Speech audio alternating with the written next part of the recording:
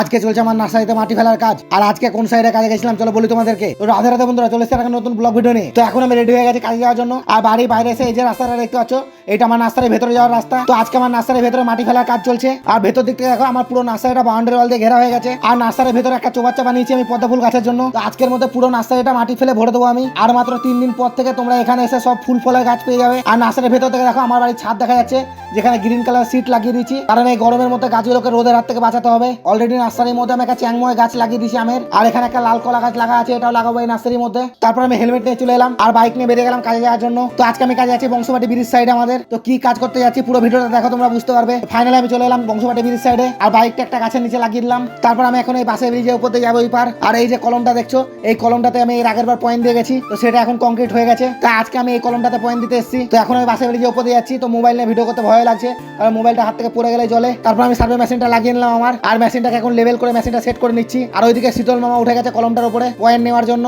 তারপর আমি পয়েন্ট মারতে শুরু করে দিচ্ছি।